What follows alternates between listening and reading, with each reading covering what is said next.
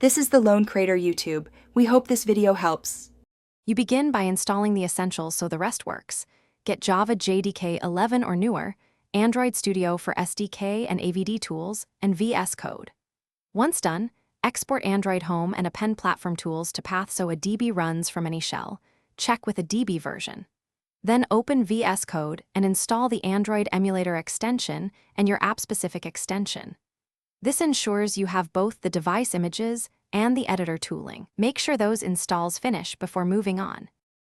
Next, create an Android virtual device.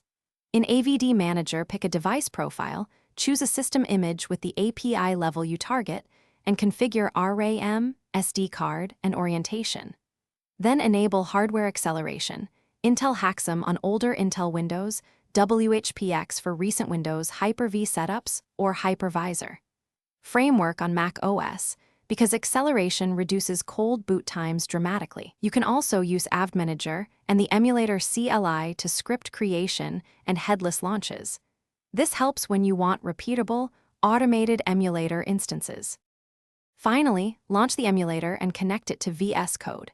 Use the Android Emulator command from the command palette or run emulator avd with the AVD name in a terminal.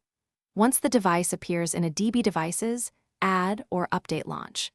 JSON so the debugger attaches to that target and use a DB reverse for local server access. If something goes wrong, check that virtualization is enabled in BIOS, confirm a DB sees the device, and inspect emulator logs. These 3 checks solve most issues quickly. Thanks for watching. Consider subscribing if we helped you.